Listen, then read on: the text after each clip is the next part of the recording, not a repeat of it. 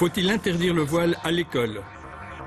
Lorsqu'on est musulman et on ne porte pas le foulard, on commet un péché. Cette année, on nous a demandé si on pouvait venir ou en djellaba ou en abaya. Et ça pose manifestement un problème. Je sais que c'est obligé et que si maintenant je venais à mourir, je vais en enfer. C'est comme ça. Musulmane, l'émancipation à quel prix? Où t'étais, grosse pute?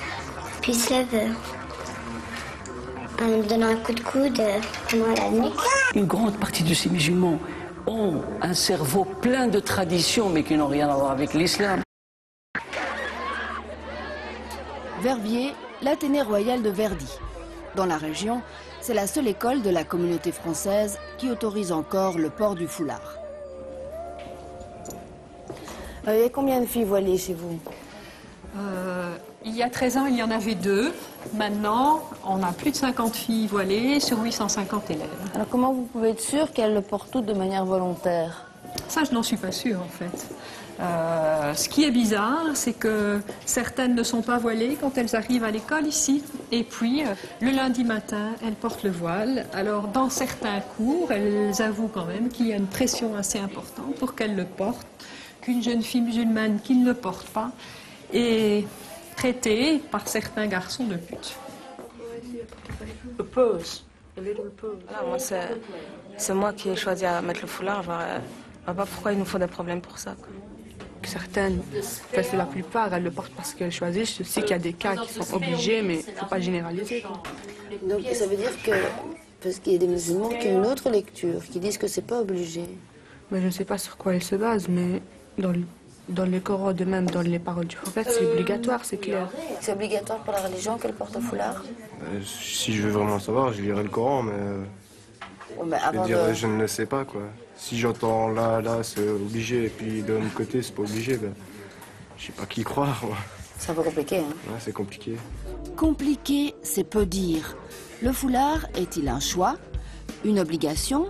Une obligation choisie? Est-il une contrainte religieuse, culturelle, sociale ou familiale?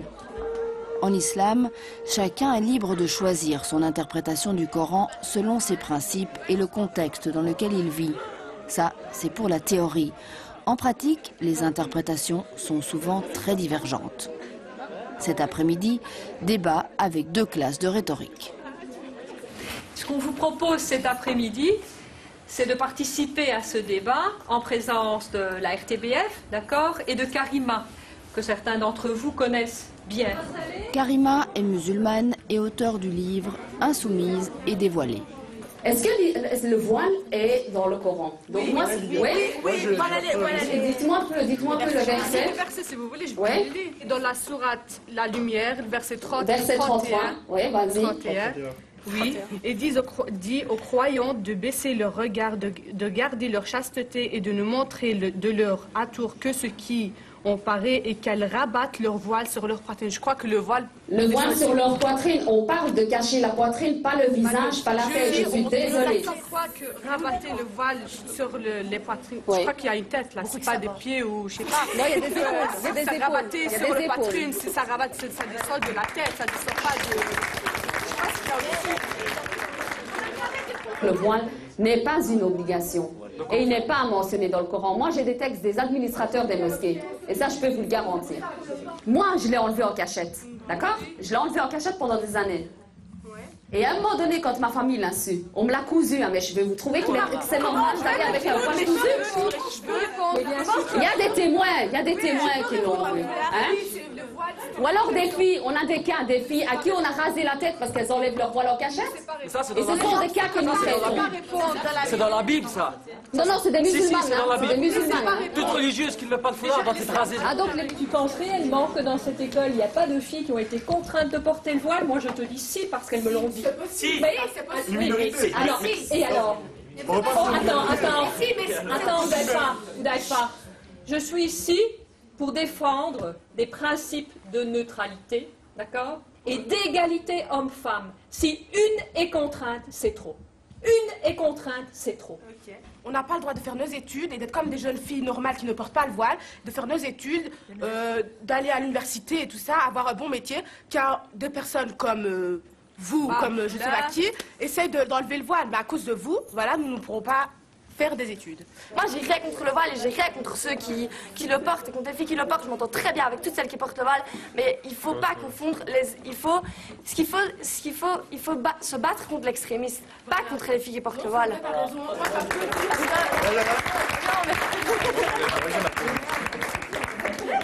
Mais on est toutes sur le même pied d'égalité, on est toutes des filles de 17 ans, on a toutes une autre puberté en même temps, on a toutes une règle, nanana, on a toutes à l'école, mais c'est vrai, voilà, il y a quelque chose par exemple que je trouve pas normal, c'est quand vous avez vos règles, vous pouvez pas toucher le Coran. Oui, non, ça, mais avec ça, moi je trouve que c'est pas normal. Nous, quand on a nos règles, on n'est pas plus mal propre. On a, voilà, c'est justement avoir nos règles, c'est la chance d'avoir des enfants. Mais oui, mais c'est les paroles de Dieu. Non, si, pour nous, si. C'est notre religion encore. C'est notre religion encore. Ça, on peut pas dire quelque chose contre la religion, vu que c'est notre Coran, c'est les paroles libres. Par exemple, des femmes, elles se font brûler. Pourquoi? Parce que elles ont fait l'erreur de faire l'amour, d'embrasser un garçon avec qui elle n'était pas mariée. Ça arrive à tout le monde. Nous aussi, on fait l'amour avec des garçons avec qui on n'est pas marié. C'est normal. Tu vas pas commencer à choisir ce que tu veux. Non, c'est ta religion, tu l'as choisi, c'est bon, quoi. Les filles d'origine maghrébine qui sont ici, qui ne sont pas voilées, pour vous, elles ne respectent pas la religion, c'est ce que vous voulez dire. Elles sont dans l'erreur. Tu dis que tu es dans l'erreur parce que tu portes pas le voile. Ah oui, parce que je sais que c'est obligé et que si maintenant je venais à mourir, je vais en enfer. C'est comme ça. Donc, ah oui, c'est vrai, les musulmans disent qu'ils vont être pendus. Une mauvaise musulmane. En tout cas, pour ça, oui, je ne suis pas dans le bon. Je suis en erreur. Je voudrais que vous applaudissiez Karima d'avoir accepté d'être venue. Le débat est fini. Au premier rang, certains n'applaudissent pas. Petit incident. Mais même, vous n'êtes pas d'accord sur tous les points. M'applaudissez un petit peu, un respect. Il y a un respect à avoir une personne. Vous n'avez pas de respect pour elle. Oh, parce qu'il y a un respect que ça qui m'a touché. Mais non, mais juste un petit applaudir.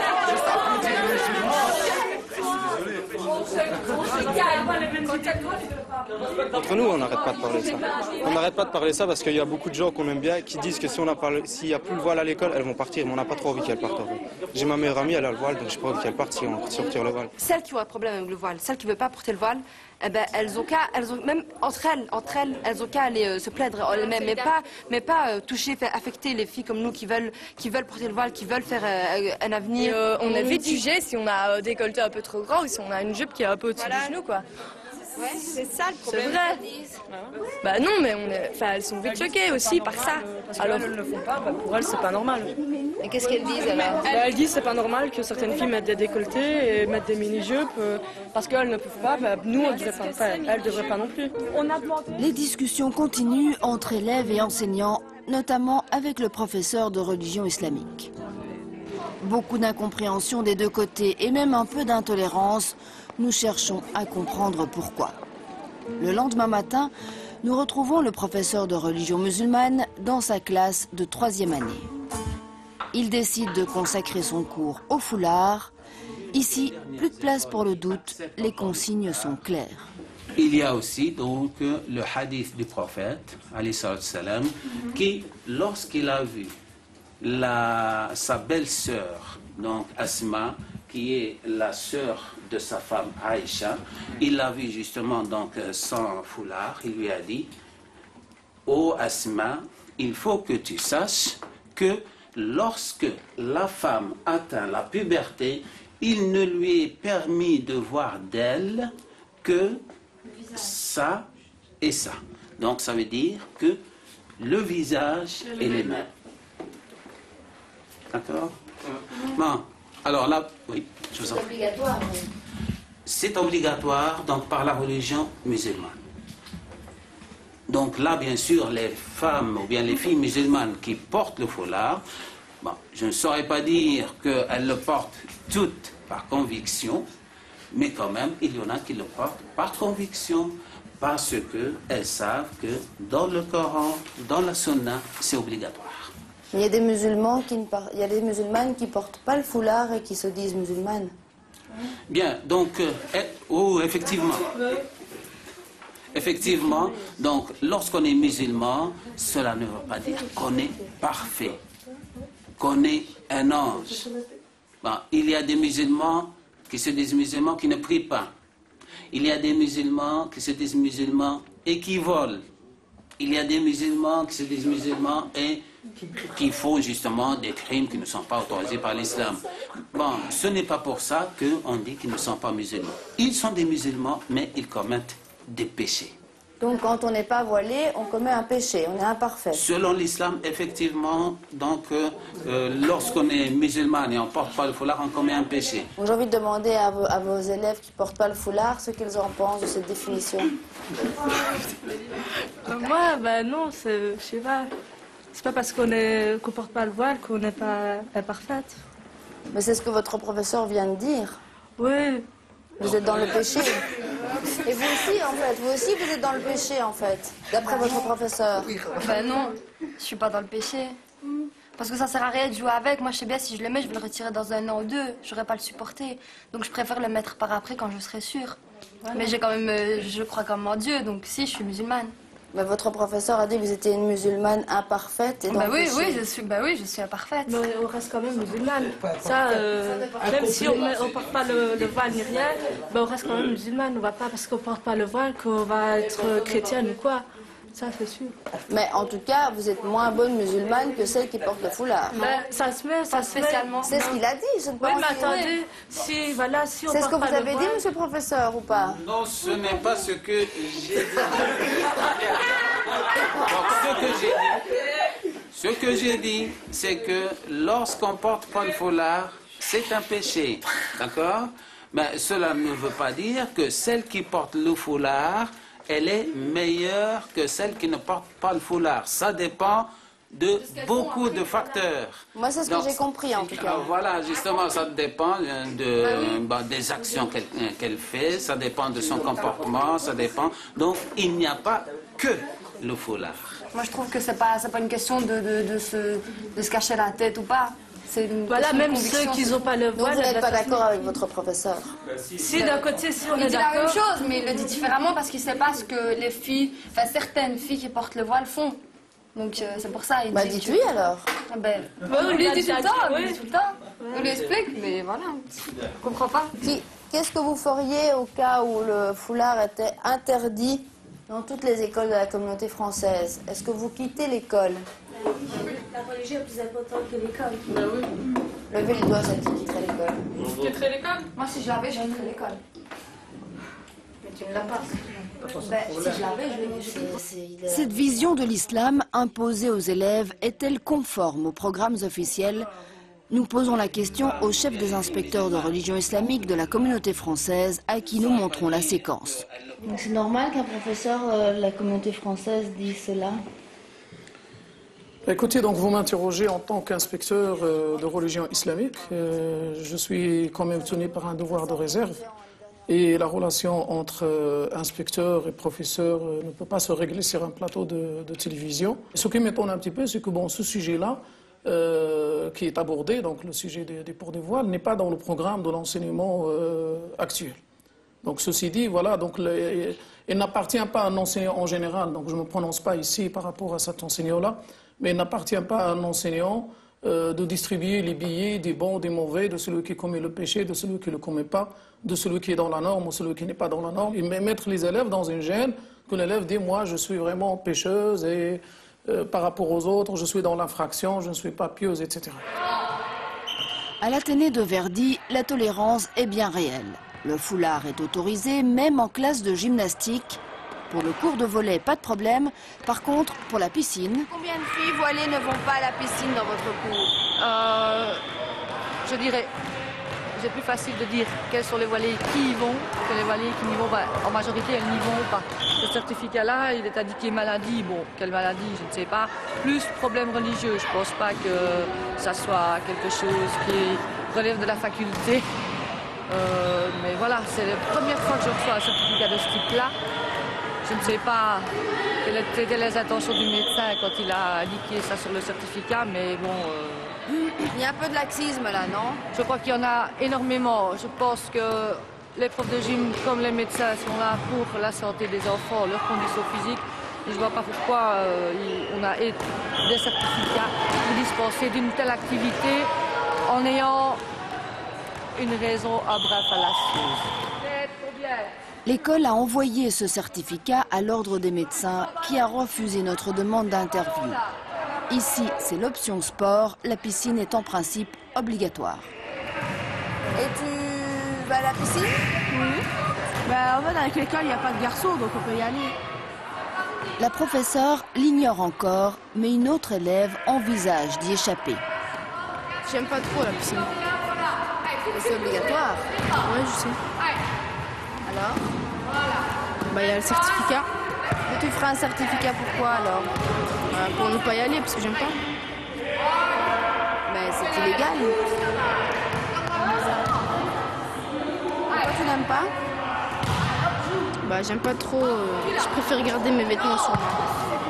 Je crois que c'est tous les profs qui se sentent seuls, principalement les profs de gym. Nous, on est soutenus ici quand même par la direction, mais je crois que pour eux, c'est la même chose. Tant qu'il n'y a pas une décision ferme et définitive qui se dessine quelque part, on est toujours assis entre deux chaises, finalement.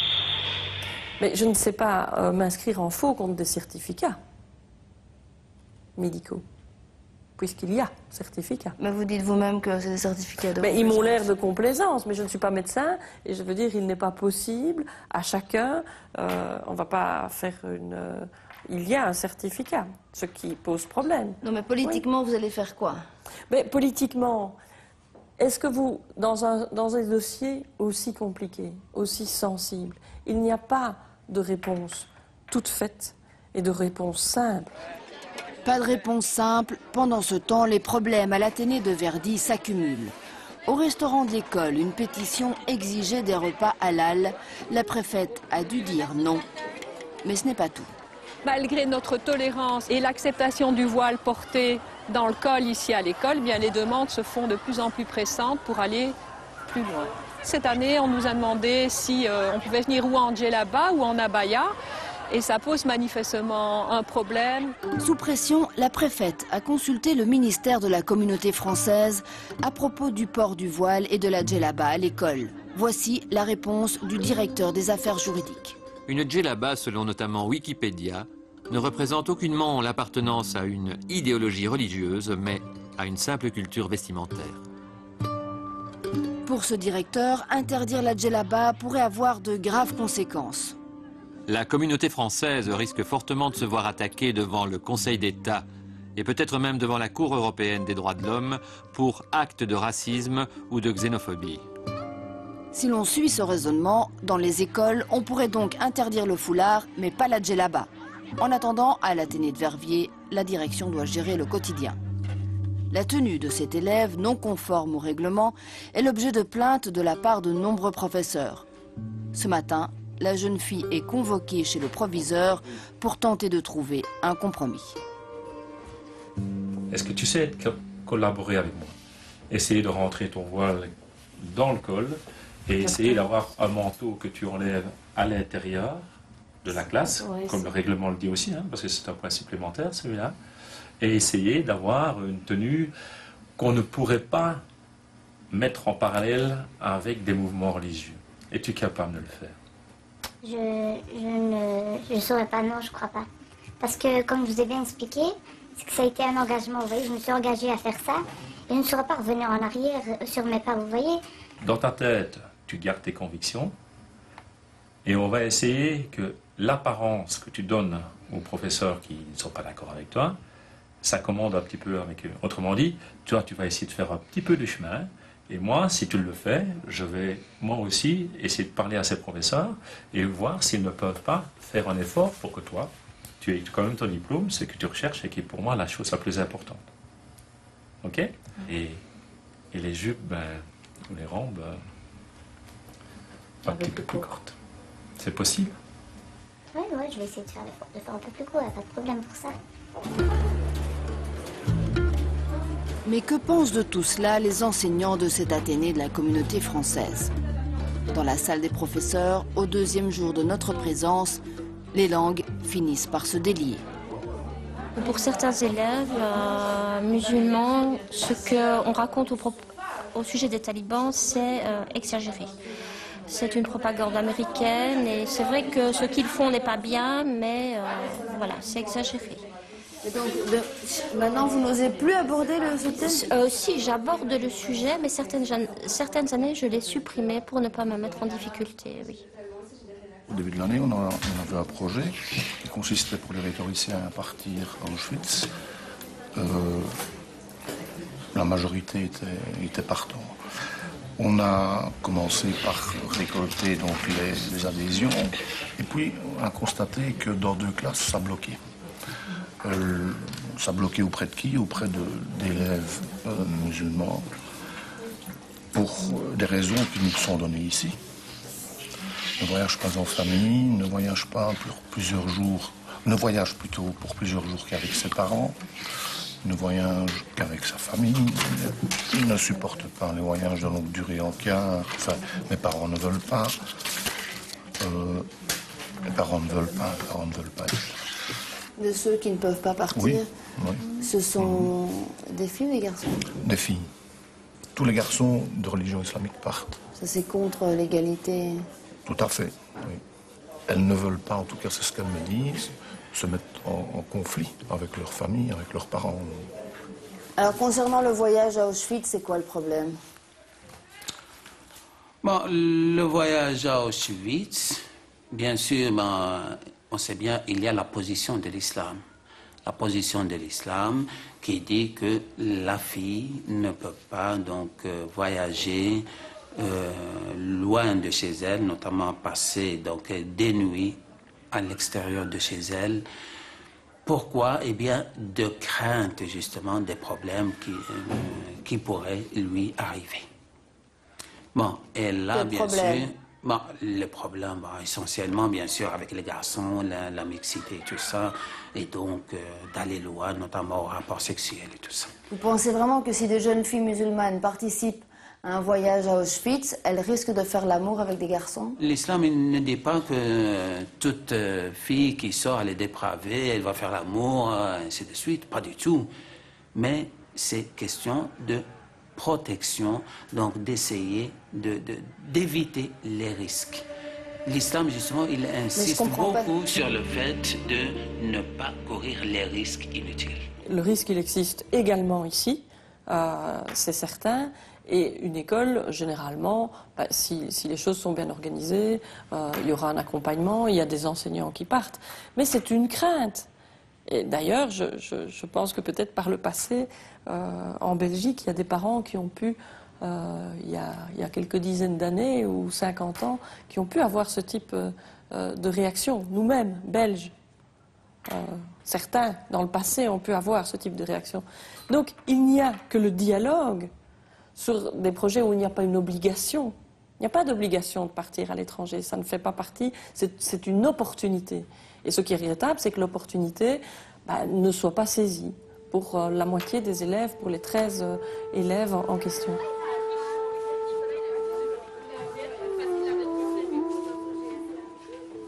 En fait, les professeurs marchent sur des œufs, c'est-à-dire ne veulent pas finalement n'imposent plus les mêmes règles à chacun. C'est ça qui est dérangeant. Il y a des préservatifs masculins comme... Nous voici en 4e année en classe de biologie. Les préservatifs féminins. Le cours de cette jeune professeure est consacré au sida. Donc d'accord, donc vous pouvez très bien aller dans un centre de planning familial par exemple, donc on en viendra. Le planning familial, certains n'iront jamais, nous l'apprendrons plus tard. Tout à fait confidentiel. Et si, par exemple, la sexualité est devenue un sujet plus délicat à aborder qu'il y a quelques années. Il y a des préservatifs. Alors vous n'êtes pas obligé de les prendre. Je comprends que ça puisse rendre les gens mal à l'aise. D'accord, je comprends. Maintenant, ce qu'il faut dire, c'est que d'une part, c'est pas parce que vous avez des préservatifs avec vous que ça veut dire que vous allez aller les utiliser, que vous êtes des filles faciles, que vous êtes des... enfin, je sais pas. Il vaut toujours mieux être préparé. Ça va? Et puis, vous pouvez aussi les prendre pour vous entraîner. Hein. Ça met moins mal à l'aise quand on sait comment ça va. D'accord? Donc, et ne les mettez pas dans vos portefeuilles. Ça risque de se déchirer. Ça va? Donc, voilà. Et vérifiez toujours bien la date de péremption quand vous prenez un préservatif. Donc, voilà. Vous pouvez vous servir quand vous sortez. C'est pas une obligation. C'est vous qui prenez vos responsabilités. Et, Sur les 12 boîtes, 5 resteront finalement sur la table.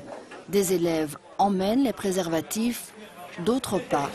Est-ce vraiment par conviction ou est-ce par peur, par tabou? Ce qui est sûr, c'est qu'auparavant, la titulaire du cours ne laissait pas le choix. Oui, je m'adapte parce que j'ai peur des conséquences pour les élèves.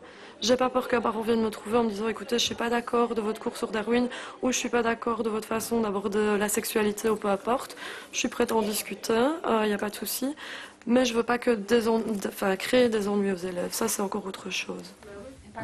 Pour certains, le cours de sexualité s'arrête là. Le professeur de religion islamique refuse les visites au centre de planning familial. Concernant les rapports sexuels, généralement, on n'a pas avant le mariage et en dehors du mariage. Et donc, généralement, que les enfants ici à l'école, ils n'ont pas de rapport. Donc, tu vois pas l'utilité. Heureusement, la majorité des professeurs de religion musulmane ne sont pas tous aussi traditionnalistes. Mais il n'y a pas donc de sujet tabou en tout cas, donc tout peut être abordé. Tout carrément, peut être moi je trouve que oui, mais tout doit être clair. Les gens, ils ont leur sexualité, ils vivent leur sexualité. Ça ne sert à rien de cacher. Nous sommes au centre de la communauté française à Ans-sur-Lesse. Ici, on réfléchit au nouveau programme officiel basé sur une vision tolérante de l'islam. Le Coran affirme la liberté individuelle en soulignant son importance en tant qu'elle a trait à nos décisions individuelles. Même la question qui est au cœur même de la religion, croire ou ne pas croire en Dieu, est laissée à la liberté individuelle. Alors comment ce professeur, un militant notoire à Verviers, fondateur d'un parti islamiste, peut-il enseigner des valeurs contraires au cadre officiel de la communauté française? Vous pouvez avoir quelqu'un, par exemple, qui prend des idées dangereuses, par exemple, en dehors de l'école, mais pas au sein de l'école. Mais manifestement, ce n'est pas le cas. Il le défend à l'école aussi. Oui, mais dans ce cas-là, donc, nous avons besoin d'une interpellation officielle pour réagir. Je peux vous rassurer, madame, qu'il n'y a pas place dans l'enseignement de la religion islamique, là je le dis et je le confirme, il n'y a pas place pour des intégristes ou des extrémistes dans le cadre de ce cours-là. Je l'ai précisé tout à l'heure, nous nous inscrivons dans le cadre des décrémissions, nous nous inscrivons dans le cadre de l'enseignement officiel. Et ce professeur-ci n'est pas intégriste et extrémiste? Je me réserve mon jugement donc lors d'une inspection. Vous allez l'inspecter? Certainement. Une inspection a déjà été sollicitée par la préfète en 2004, mais cette demande est restée sans suite. Si vous savez qu'un enseignant est intégriste, c'est quand même normal que vous le suiviez de plus près, non? Oui, mais il ne m'appartient pas à moi seul de combattre l'intégrisme ou l'extrémisme dans la société. Nous sommes 3 inspecteurs pour l'ensemble de la communauté française et de l'enseignement officiel subventionné. On a plus ou moins 750 enseignants à gérer. Il se passe parfois des années où certains enseignants ne sont pas inspectés, donc on ne peut pas inspecter tous les enseignants sur la même année, bien sûr. Manque de moyens et manque de volonté politique. Hors caméra, l'inspecteur nous avouera avoir reçu des menaces.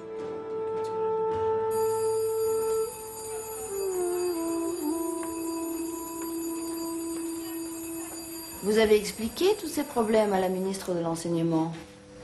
Oui, au mois d'octobre, dans une réunion de chefs d'établissement à laquelle Madame la ministre assistait, j'ai pris la parole devant les collègues et j'ai raconté ce que l'on vivait ici. Et ça a été suivi des faits? Jusqu'à présent, personne ne m'a proposé de solution au problème que je vis ici. Vous pensez que ça viendra un jour? Il serait temps. Après le tournage, la préfète a reçu de vives protestations verbales et écrites de la part de l'Association des mosquées de Verviers. Bruxelles. À 200 mètres des institutions européennes, voici la seule école islamique officiellement reconnue depuis 20 ans. Ici aussi, il y a des problèmes. La direction a parfois du mal à gérer les parents les plus rigoristes. C'est la première fois qu'une caméra est acceptée dans les murs de l'école Al-Ghazali.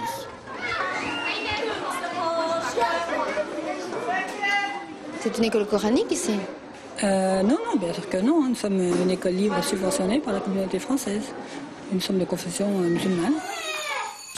Il y a 210 élèves inscrits, sans compter la liste d'attente, surtout pour la section maternelle.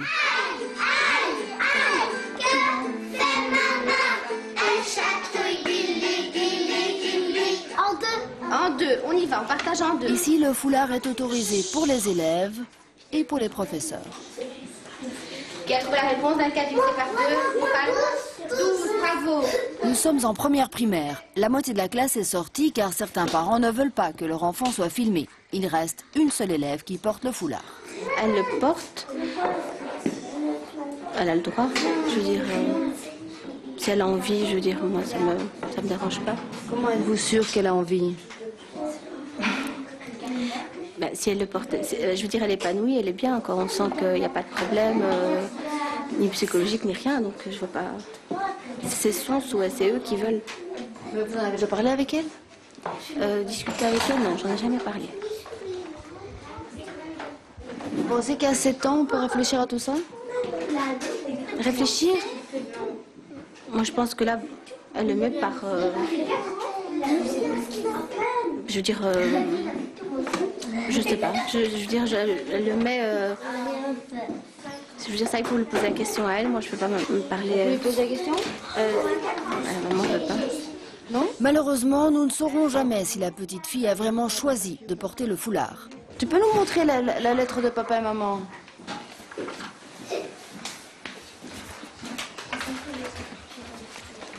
Pour éviter les ennuis, la directrice a fait signer une autorisation écrite par les parents. Mais on peut les filmer, mais on ne peut pas les interviewer. Pourquoi? Cette petite fille-ci ne peut pas nous expliquer, mais qu'en est-il alors des autres qui ne portent pas le foulard? Quand tu seras grande, tu vas porter? Oui. Pourquoi? Parce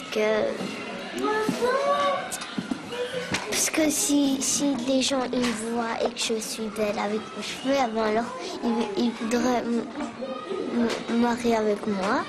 Il y en a qui sont musulmanes et qui portent pas le foulard. Et en fait, on a le choix si on porte le foulard. On a le choix de prendre le foulard si on veut. Si on veut, on peut pas prendre. Je le mets de temps en temps maintenant. Et quand je vais grandir, je vais toujours me mettre. Comment vous pouvez être sûr que les parents ne sont pas derrière pour l'imposer? Parce que je connais les parents, les parents ne doivent pas imposer, c'est ça l'islam, il n'y a pas d'imposition. C'est une décision familiale et bon, même si c'était imposé par les parents, là c'est pas de mon ressort. Peut-être qu'il y a des enfants qui sont obligés de le porter, vous ne le savez pas. C'est pas une obligation religieuse pour l'enfant. Mais s'il y a des parents qui ont choisi ça reste leur problème à eux. Moi, je ne peux pas leur dire un père qui vient, ou une maman qui vient inscrire ses enfants ici, j'ai dit, pourquoi vous demandez pourquoi votre enfant porte le foulard ou ne le porte pas? Il arrive que la direction s'oppose quand même aux parents. Certains d'entre eux invoquent une vision traditionnaliste de l'islam pour contester des activités artistiques, notamment lors des fêtes de l'école. On avait un petit problème, c'est le problème de la musique. Le problème de la musique, il y a certains parents qui ont été un peu réticents concernant la musique. Nous, on a dit pas question de la musique, ça fait partie de l'éducation, ça fait partie du projet pédagogique de l'école. On est pour la musique, on est pour le théâtre. Certains parents vont plus loin. Tout comme à l'Athénée de Verviers, ils refusent les cours de piscine. Il y a certains enfants qui ne vont pas, mais c'est pas, ils n'y vont pas. Enfin, c'est quelques élèves dont les parents ont demandé qu'ils ne participent pas. Certificat médical. Confirmation à la sortie de l'école auprès de ce père d'une petite fille. Quel est le problème d'aller à la piscine? Il y a des garçons, bon, c'est pas qu'on les compte des garçons, moi je suis un garçon, mais c'est le fait d'être mélangé, et bon, ça se peut qu'il y a des garçons, je sais pas moi, qui la draguent et qui vont, vous savez comment ça se passe dans la piscine aussi, moi aussi j'étais jeune, donc voilà, alors ça c'est... Dans cette classe de 6e année, les élèves sont toutes voilées. Le problème se posera pour elles l'année prochaine, en secondaire, école ou foulard. Curieusement, moins de fanatisme ici qu'à Verviers. Si une école n'accepte pas le foulard, je dois l'enlever. Et tu vas continuer l'école? Oui, bien sûr. Tu le portes depuis combien de temps, le foulard? L'année passée, ça m'est arrivé comme ça parce que je voyais que toute la classe le mettait. Je me suis dit, moi toute seule, je ne le mets pas, alors moi aussi je vais le mettre. Moi, j'aimerais bien le laisser, mais Mais moi, mes parents, ils m'ont dit que c'est pas grave, pour étudier, tu es obligé de l'enlever pour étudier. Comme ça, quand je vais grandir, je vais faire un bon métier. Et ils m'ont dit, mais quand tu vas grandir, quand tu serais plus grande, eh ben là, tu serais obligé de le mettre. Pour d'autres jeunes filles, pas d'école sans foulard. L'année prochaine, ce sera donc... Je reçois des cours de la communauté française et je les fais à la maison. Et puis je les renvoie par la boîte aux lettres.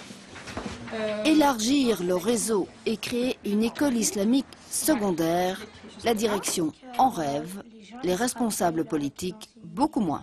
Peut-être il y a la peur. Hein. Il y a la peur, il y a la méfiance, il y a des questions qui se posent. Pourquoi une école islamique malgré qu'il y a d'autres écoles catholiques, de catholiques ou juifs ou protestantes, il y a des écoles de confession, d'autres confessions qui existent. Mais pour la première fois créer une école musulmane, c'est compréhensible hein, que les gens se posent des questions, même au niveau politique ou au niveau, à tous les niveaux. Et donc il faut qu'on arrive à comprendre la communauté musulmane et qu'elle est là et qu'ils sont des citoyens à part entière et qu'ils ont le droit comme les autres. La communauté française ne peut légiférer que pour le réseau officiel, soit pour près de 60% du primaire et 40% du secondaire. Quelle que soit la décision politique, les foulards ne disparaîtront donc pas ici à l'école islamique, pas plus que ne disparaîtront les croix des écoles catholiques ou les kippas des écoles juives. Mais en fait, j'ai dit à ma mère, oui, c'est lui que je veux. Et ma mère, elle a dit ça à mon frère. Laïla, 30 ans, belgo-marocaine, est tombée amoureuse d'un belgo-turc. Et mon frère, je suis rentrée, il a pointé une arme sur moi. En te disant quoi? Elle m'a dit, je te tue, je te vois encore avec lui. Je te tue. Je lui ai dit, à un certain moment, je prenais le couteau, j'allais dans la cuisine, hein, je disais à mon frère, tu prends? Je lui dis, tiens, je lui disais comme ça, prends, tue-moi. Je disais, tue-moi. J'ai rien à faire dans cette vie. Il n'y a rien. Pour vivre avec des gens comme vous, tuez-moi. Oui, tu veux vivre à t'es open air, tu veux vivre à l'européenne et tout. Mais il fallait vivre au Maroc, hein. Même au Maroc, ils sont plus libres qu'ici. Et c'est la vérité. Laïla est tombée enceinte, elle a caché sa grossesse et son accouchement. J'ai été transférée à grossesse à haut risque dans l'hôpital Breckman. Et mon frère est venu me voir. Il s'est pas rendu compte. Et qu'est-ce que tu lui as dit? J'ai dit que j'avais un kyste au ventre. Et c'est dur d'accoucher. C'est les sages-femmes qui tenaient ma main, qui me calmaient. Et je pensais à ma famille, je disais je vais me faire tuer. Et j'étais perdue entre mon fils et ma famille. Laïla choisit d'abord sa famille. À la sortie de la maternité, elle place son enfant dans une maison d'accueil et retourne, comme si de rien n'était, chez ses parents.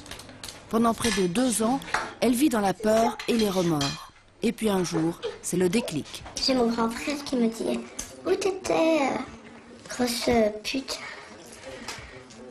Je fais « Alors j'ai été manger avec mes amis ». Puis il se lève en me donnant un coup de coude vraiment à la nuque. Et puis je fais « C'est le coup qui a été trop long ». Et je suis montée, j'ai ramassé mes affaires. Depuis 10 mois, Laïla se cache ici, quelque part en Belgique. Elle est loin d'être la seule jeune femme hébergée par l'association Insoumise et Dévoilée. Le chemin de la liberté est parfois très long et très périlleux pour ces jeunes musulmanes nées ici mais élevées comme dans le pays d'origine. Alors, pour ces jeunes Belges, l'émancipation, à quel prix? Donc on va où là maintenant? On va au commissariat de Molenbeek, où on est attendu pour sauver une victime de mariage forcé. Et qui est séquestrée. Ouais. Avec la complicité de Karima, nous filmons l'opération en caméra cachée. C'est une première. Nous sommes à l'intérieur du commissariat. Les policiers et les médiatrices de Molenbeek ont tout organisé. Ils ont convoqué la jeune femme séquestrée pour lui permettre de fuir en secret avec Karima. Bonjour, madame. Dernière formalité avant le départ. Ouais, rassurez un petit peu. Bonjour, ça va? Maintenant, Ça va, elle sera entre de bonnes mains. Et sinon, ça va, le mari n'a pas suivi. Dans quelques minutes, Juliette va retrouver la liberté. Elle a décidé de quitter sa famille et le mari qu'elle a été contrainte d'épouser. À la sortie du commissariat, un dernier coup d'œil pour vérifier que personne ne l'attend. Inquiète, Juliette préfère se cacher sur la banquette, le temps de s'éloigner de son quartier. Et c'est des musulmans, ça. Moi, je suis désolée, pour moi, c'est pas des musulmans. Hein. Dans le Coran, il n'y a pas écrit ça. Mais non, absolument pas. Oui, mariage forcé. Et le pire, c'est que toi, tu voulais te marier avec quelqu'un qui est musulman aussi, en plus. Tu es né ici en Belgique, alors. Oui, ma famille, elle a depuis 30 ans, ils ne savent pas encore qu'en Belgique, on ne peut pas obliger les filles à se marier, à faire des mariages forcés. Oui, mais c'est comme ça, ils sont renfermés enfin, je veux dire, avec les personnes de leur culture, de leur communauté et tout. Et voilà, ils continuent à procéder comme ça. Ils ne s'ouvrent pas au monde extérieur, en fait. Ils arrivent ici et ils sont enfermés. Hein. Qu'est-ce qu'ils vous feraient maintenant?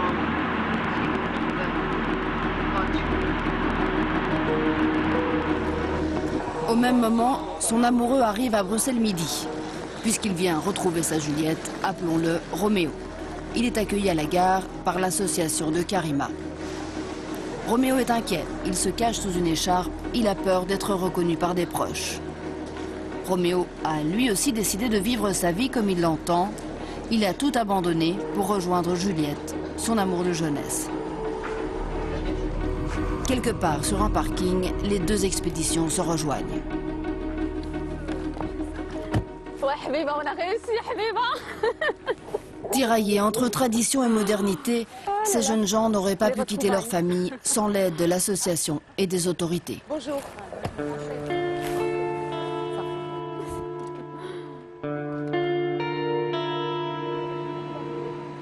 Juliette était séquestrée. C'est un policier qui a tiré la sonnette d'alarme. Eh bien, nous avons été amenés à la rencontrer à la demande d'un policier. On l'a écoutée, on a compris qu'elle souhaitait partir, que c'était plus pour elle possible de continuer à vivre comme ça, dans cette situation de contrainte terrible pour elle, même si sa famille n'a pas porté la main sur elle. Nous avons réfléchi et comme j'avais entendu parler de Karima... Dans l'urgence, Karima est le seul relais. Au sein de la communauté musulmane, pour ce genre de drame, il n'y a pas de solidarité interne, au contraire. Dans certaines communes, nous travaillons à Molenbeek, c'est plutôt silence généralisé, oui, difficulté effectivement d'en parler. C'est un sujet qui reste tabou. Roméo et Juliette sont partis de chez eux en secret. Ils vont devoir continuer maintenant à se cacher quelque part en Europe. Chez vous, vous ne pouvez pas demander le divorce, dire voilà, je te quitte normalement, ouvertement. Vous devez tout faire en cachette. Oui, mais c'est dur, c'est le temps après. Faire comprendre tout le monde, c'est dur. Parce que nous, on a une famille difficile. C'est question traditionnelle. La religion et la tradition, c'est deux choses différentes. Nous montrons cette séquence au président d'une mosquée à Molenbeek. Voilà donc une jeune fille séquestrée, mariée de force et qui doit fuir en cachette avec l'aide de la police de Molenbeek. Vous pensez que c'est normal? Non, du tout. Ce genre de situations sont des situations d'extrême violence, d'extrême souffrance pour toute la famille. Je ne crois pas que seulement pour la fille ou pour son compagnon ou pour les parents. C'est une souffrance de toute une famille. Mais l'approche éducative qui est utilisée par les parents est une approche qui est tout à fait fausse et qui n'a rien de fondement religieux. Donc c'est quelqu'un qui a échoué dans son éducation et c'est une personne qu'il faut recadrer, il faut accompagner. Les parents. Parce qu'ils sont générateurs de violence, ces parents. Donc il faut une éducation de groupe. C'est un peu comme vous allez traiter, je ne sais pas moi, des gens atteints d'un trouble comportemental, alcoolisme ou toxicomanie, mais c'est un problème de société. C'est des gens qui n'ont pas les outils nécessaires pour accompagner leurs enfants. C'est vrai qu'un enfant élevé à Bruxelles n'est pas le même enfant qui est élevé au Caire ou à Casablanca ou au Pakistan, à Islamabad. C'est que les musulmans sont incapables de pouvoir éduquer leurs enfants comme la religion leur enseigne, mais ils n'ont pas les instruments. Une grande partie de ces musulmans sont ignorants. Une grande partie de ces musulmans sont sous-instruits. Une grande partie de ces musulmans ont un cerveau plein de traditions, mais qui n'ont rien à voir avec l'islam. Ils ont une lecture à eux, propre à eux de l'islam. Parfois, nous aussi, en tant que musulmans, on est surpris par cette incompréhension de l'islam. Alors, qu'est-ce que vous m'apportez? On a vu votre annonce sur Facebook et ça nous a vraiment touchés. Oui. Et on a pris une veste pour femmes, taille M. Ah oui. Veste pour hommes. Ah ben c'est bien. Oui. Et petit depuis soupule veste pour femmes aussi, lui, taille M. et des essuies. Et 6 essuies de bain. Ils sont contents, hein. On en avait trop, donc autant leur donner. Que ça serve, pas. C'est vraiment gentil. Hein. Voilà. Ah oui. C'est pour qui? C'est pour Roméo et Juliette, dont les deux cas que nous traitons pour le moment. Comme ils sont partis sans rien, ils avaient juste les vêtements qu'ils portaient sur eux. Les Marocains, ici, quand je sors avec mon mari, parce qu'il est belge, il n'arrête pas de me regarder comme quoi, pourquoi tu es avec un Belge et pas avec un Marocain. Et ça me gêne un peu. Si on se promène rue de Dizon... Ah, là, c'est vraiment... c'est difficile. C'est difficile. On est mitraillé du regard dans tous C'est les sens. difficile. Même des fois, on est comme ça dans la rue, main dans la main, mais à la rue, disons, on se lâche les mains. On se lâche comme si on était amis, quoi. C'est malheureux. Même si on est mariés. Oui. Par contre, au Maroc, on marche, on sort, normal, quoi. Personne ne nous regarde. Même pour ma famille, tout le monde était d'accord pour notre mariage. Et si j'étais ici, personne n'aurait accepté de se marier avec un Belge. Ici en Belgique, oui. Ils se renferment entre eux et on n'accepte pas, la communauté européenne pour dire non, on doit rester cloîtré. Mais au Maroc, c'est libre. Si on parle, on va dire on est raciste. Mais maintenant, puisqu'il y a des musulmans qui parlent, c'est pas des racistes, c'est vraiment, on n'est pas contre une religion, on est contre les traditions. Karima et son compagnon travaillent à temps plein pour leur association grâce à l'appui de la région wallonne. Cette solidarité, c'est aussi l'histoire de leur amour.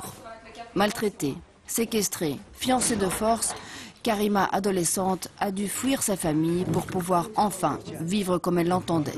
On intervient, on a des familles d'accueil. Même les familles d'accueil, ils n'ont rien. Hein. Mais bon, je veux dire, ce sont des gens qui le font avec leur trip. Elles disent, quand il y a à manger pour 2, il y a à manger pour 3. Hein. C'est pas une 3e ou une 4e personne qui va nous coûter, quoi. Donc, allez, viens t'asseoir. Elles sont rares, les jeunes musulmanes qui osent faire le pas. Prisonnières de leur famille, elles le sont aussi de leur quartier.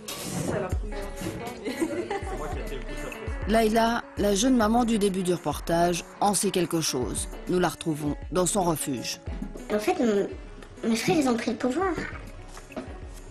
Et en général, c'est comme ça. Et vivre dans un quartier... parce qu'il y a trop de Marocains, c'est comme ça. Ils vous regardent de haut en bas, comment t'es habillé, quelle heure t'es rentré. S'il y a quelqu'un qui est venu vous déposer. C'est contrôle à la maison et contrôle dans le quartier. Contrôle à la maison. Ah, mais ta soeur, elle est là. Un petit coup de téléphone. C'est comme ça hein, que les filles vivent là-bas à Bruxelles. Pourquoi tu n'es jamais allé à la police, au Molenbeek? C'est la honte. C'est la honte. Et même si j'aurais été à la police, qu'est-ce qu'elle va me faire la police? Ils n'ont pas des solutions hein, par rapport à ça. Elle dit que la police ne peut rien faire. On a prouvé que c'était faux par l'autre séquence. Bon, moi je ne vais pas commencer à critiquer cette personne, mais visiblement elle n'a pas sonné à la bonne porte. Elle serait venue me voir, hein, comme tous les gens peuvent le faire le lundi après-midi. Je l'aurais certainement guidée vers des endroits pour trouver une solution, comme je l'ai déjà fait souvent, pour des cas qui peuvent être d'ordre très différent d'ailleurs.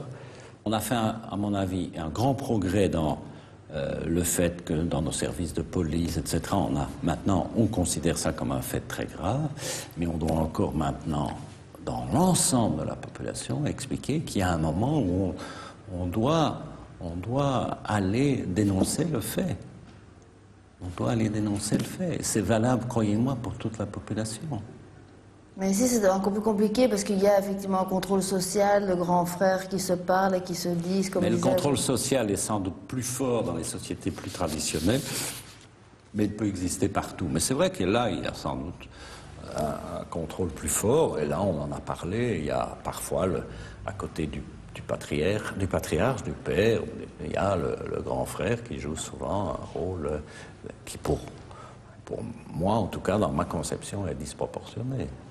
Ben voilà, ici, ça c'est la salle de bain pour 5. Amina a accueilli jusqu'à 3 filles simultanément chez elle. Aucune place dans aucun des 20 refuges officiels. À Bruxelles et en Wallonie, ils sont tous saturés. Alors ici, plus haut, c'est la chambre où dorment mes 2 filles actuelles. Les refuges officiels sont peu adaptés à ces jeunes femmes, victimes de véritables harcèlements familiaux. Alors face à l'urgence, c'est la débrouille. De la dernière qui est arrivée. Parce qu'elles viennent avec toutes leurs garde-robes. Ah oui, tout à fait. Tout, elles viennent, elles sont...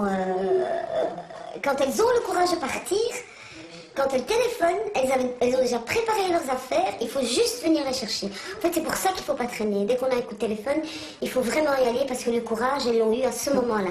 Vous dormez où en fait vous? Eh bien, c'est très simple. Depuis le mois d'avril, moi je dors ici dans mon fauteuil. Heureusement qu'il est en cuir. Je prends ma couverture, que je mets là tous les soirs, et puis hop, voilà, je dors. Et pourquoi vous faites tout ça?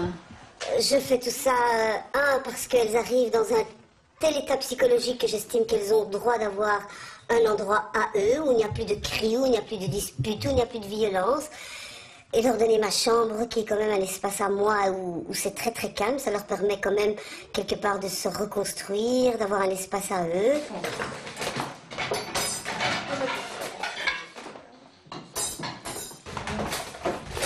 Vous recevez des subsides pour tout ça? Absolument pas. On a reçu, je crois, quelques 3 000 € l'année passée de la communauté française et tout le reste est pris en charge par Karima et moi. Qu'est-ce que vous attendez des autorités belges? Qu'ils prennent quand même conscience que le problème est là, qu'il est réel, qu'il existe. Ça, je crois que c'est le plus important. Arrêter de faire la politique de l'autruche en disant non, il y a des cas isolés, c'est pas vrai. Donc nous, on le voit tous les jours. Il n'y a pas un cas, il n'y en a pas 2, il y en a beaucoup. La communauté musulmane reconnaît-elle ce problème? Souvenez-vous, ce responsable de mosquée condamne clairement la violence. Les paroles, c'est bien, mais qu'en est-il des actes concrets de solidarité? Pourquoi vous, par exemple, vous avez une ONG islamique Relief pour aider les musulmans dans le monde, pourquoi vous n'aidez pas les musulmanes de votre commune? Oui, on nous demande beaucoup de choses en tant qu'ONG musulmane. Vous savez, les problèmes de la communauté sont énormes et variés. On n'a pas de structure pour ça. Nous encourageons ce genre d'idées. Dans notre discours, dans nos plaidoyers, nous encourageons à ce qu'il y ait des associations de tout type. Vous pensez que c'est tabou? Dans une certaine mesure, oui. Les gens ne veulent pas se parler de ce type de problème, oui. Chez les gens de notre communauté, peut-être bien, oui. Et que fait l'État belge pour briser ces tabous? En fait, pas grand-chose. Il a fallu attendre 2006 pour voir le premier plan de lutte contre les violences faites aux femmes en général. Voici l'auteur de ce plan. Un plan lancé il y a 4 ans par le gouvernement fédéral. Aujourd'hui, au parquet de Bruxelles, ce plan n'est déjà plus appliqué. Alors, les acteurs de terrain que nous avons rencontrés déplorent le fait que votre plan ne soit plus en application. À titre personnel, je le regrette aussi. Donc il y a manque de moyens et manque de volonté politique? Je pense qu'il y a un certain nombre de facteurs qui ne sont pas les mêmes dans tous les arrondissements d'ailleurs. Si nous avions plus de moyens, je pense que très clairement, tous les procureurs du roi retourneraient vers l'organisation de cellules spécialisées. Cette spécialisation des magistrats pourrait notamment inclure les réalités culturelles et familiales de la communauté arabo-musulmane, pour autant que celle-ci soit compatible avec l'état de droit et les valeurs démocratiques. Ce qui est très important, c'est d'accepter que toutes les cultures ne soient pas les mêmes. Ce qui est important, c'est de les connaître. Ce qui est important aussi, c'est de ne pas transiger sur des valeurs fondamentales. Et par exemple, le respect de l'intégrité physique et sexuelle et psychologique d'une personne dans notre pays, c'est quelque chose sur lequel on ne peut pas transiger, quelle que soit la culture. Amina invite régulièrement les filles qui sont passées par chez elle. Ensemble, elles évoquent leurs drames. Maltraitance, mariage forcé, divorce refusé et famille mal intégrée. Ensemble, elles partagent leurs émotions. Elles sont victimes, mais se sentent toujours coupables. Soraya a 25 ans, c'est la plus jeune. Chez nous, en tout cas dans ma famille, à moi, le garçon était toujours vu plus beau, plus grand, plus fort. Il avait toujours droit à la bonne part de l'assiette. Il avait toujours droit au plus beau cadeau. Il avait toujours droit à la plus belle sortie, c'était pour lui. Les morceaux de viande le plus bon dans l'assiette, c'était pour lui. Et toi, t'avais le reste. Ben voilà quoi. C'est l'éducation comme ça qui fait prendre le gros coup aux gens et qui se permettent de tout faire. Il n'y a pas de culpabilité chez eux parce qu'on leur a pas appris l'interdit. On leur a pas appris. Alors que nous, on nous a culpabilisé. Ça, tu peux pas faire. Ça, tu peux pas faire. Dieu, il a dit ça. Dieu, il a dit ça. J'ai subi des maltraitances physiques. J'ai eu des incestes par un membre proche de ma famille. Et je n'ai jamais pu le dire, ni à ma mère, ni à mon père, ni à qui que ce soit. Parce que dans notre culture, on m'a toujours appris qu'on ne pouvait pas dire telle chose, c'était tabou de parler sexe. Être touché par son frère, par son propre frère, c'est... Enfin, je sais pas comment dire, c'est être sale, toujours vivre avec, que ce soit dans la rue, que ce soit n'importe où, on l'a en nous, enfin moi je l'ai en moi, quoi. Mon frère, il restera à vie, ce sera comme ça, quoi. Je ne changerai pas mes relations et je ne veux plus rien avoir avec lui, je ne veux même pas le voir, en fait. Ne plus voir son frère incestueux, encore fallait-il quitter le domicile familial. Malgré l'opposition de ses parents, Soraya continue ses études, trouve un travail. À leur insu, elle obtient un crédit et achète une maison. Pour ses parents, c'est la honte. Ils refusent qu'elle vive seule, indépendante et sans être mariée. Je surveille d'abord avant de sortir, même du boulot, même que ce soit n'importe où. Ma famille est venue au boulot m'attendre jusqu'à 7 h du soir, quoi. Je suis sortie par un autre moyen. Je veux dire, il fallait toujours trouver une astuce. Maintenant, je mets une demi-heure de route pour aller prendre un train dans une autre gare, de peur de tomber sur eux, quoi. Y avoir encore les menaces, les insultes, etc. Les études et le travail, pas de secret, ce sont depuis toujours les clés de l'émancipation des femmes. Mais pour les musulmanes, c'est loin d'être gagné. Témoignage ici dans une mosquée de Saint-Gilles, l'une des plus jeunes et des plus ouvertes de Bruxelles. Travailler, moi je souhaite qu'elle travaille. Mais le jour où je parle de ma femme, le jour où j'aurai des enfants, je préfère que ce soit elle qui les garde que moi qui les garde. Et alors elles sont un peu libres de circuler, d'avoir des amis et tout ça ou pas du tout? Ben écoutez, elles sortent, mais on les surveille. C'est-à-dire, par surveiller, c'est-à-dire on surveille leur fréquentation. On fait en sorte que ça ne devienne pas des voyous, quoi. C'est-à-dire que après l'obscurité, quoi, on préfère qu'elles soient à la maison, quoi. Et est-ce qu'elles peuvent sortir avec des copines? Bien sûr. Elles doivent s'intégrer sans se désintégrer. C'est quoi s'intégrer? C'est sortir en boîte tous les week-ends, se saouler la gueule, comme on dit, excusez-moi l'expression, hein, puis se retrouver avec un accident de voiture. Mais est-ce qu'elles peuvent sortir, par exemple, avec un garçon? C'est ça pour vous, s'intégrer, non. Pourquoi ce retour vers les traditions et ce repli identitaire peu compatible avec la vie actuelle des autres jeunes Belges? Début de réponse auprès de l'association Ni pute ni soumise. D'après certains historiens, c'est toujours la troisième génération qui essaye de retrouver, qui essaye d'être dans le retour aux sources, comme on dit. Donc, assez paradoxalement, donc, la première génération travaille, la seconde génération, dont j'en fais partie, va essayer le plus possible de s'émanciper, et puis on remarque que la troisième génération, une espèce de retour en arrière, ou en tout cas, elles osent moins entraver le code prescrit que la deuxième.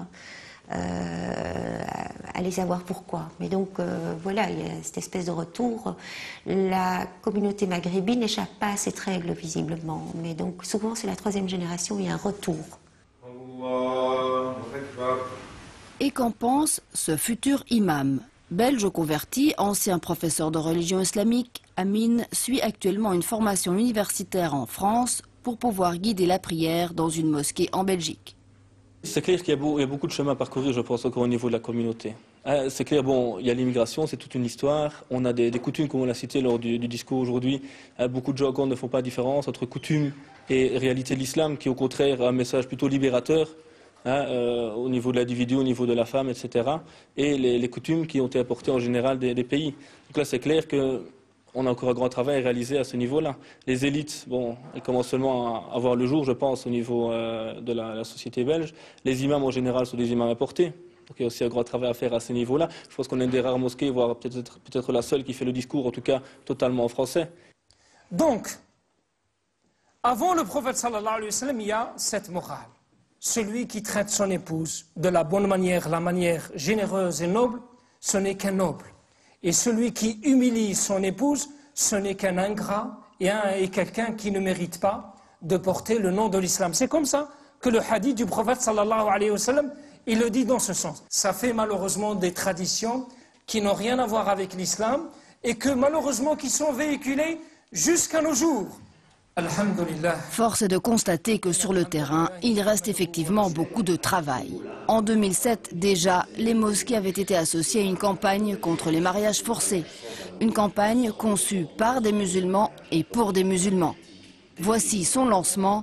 Tarek Ramadan, islamologue réputé mais très controversé, est encouragé par l'actuel bourgmestre de Molenbeek. C'est un esprit ouvert et je pense que c'est un de ceux qui est en train de permettre à l'islam ici en Europe de trouver sa juste place. Vous parlez souvent de la surdité des non-musulmans, des occidentaux en général, beaucoup moins du mutisme des associations musulmanes qui sont frileuses par rapport à ce genre d'action sur les problèmes polémiques. Non, je ne crois pas que je parle plus de l'un que de l'autre. Je suis vraiment de ce point de vue-là, alors extrêmement catégorique sur les deux. C'est-à-dire que je pense aujourd'hui, et je l'ai encore répété pendant toute cette campagne, et depuis des années je le fais, il y a des choses vis-à-vis desquelles on ne peut pas se taire. Et il y a des choses qu'il faut répéter. C'est-à-dire que les condamnations de la violence ou autres, il faut répéter. La violence domestique, il faut le répéter. Les mariages forcés, le silence, les hypocrisies, les souffrances qu'il y a dans cette communauté, il faut le répéter, il faut le dire. Il faut assumer ce regard critique sur soi-même avec confiance et avec exigence. Oui, il faut le dire. Le problème, c'est qu'on le dit souvent, on le fait, mais on a aussi besoin d'avoir des partenaires sociaux, des médias, des politiciens, des gens qui portent cette voix et qui fassent dire « mais on l'entend ». La vraie question... Des discours tenus encore récemment à l'ULB devant une salle comble. Alors nous demandons aux organisateurs, ces élites de demain, ce qu'ils font concrètement contre les tabous et l'hypocrisie dans la communauté musulmane. Après le débat, nous les retrouvons au centre-ville. Nos parents sont dans une logique d'adaptation totale. Ils ne parlent pas en tant que citoyens. Vous savez, c'est des gens qui sont venus et puis ils ont eu du travail, ils se sont un peu effacés, quoi. Ils se sont dit, oui, on a des devoirs en tant que nouvel arrivant, quoi. Ils ont un peu ce sentiment d'infériorité là. Moi, je ne l'ai pas du tout. Moi, je suis né ici, je considère que j'ai autant de droits que vous.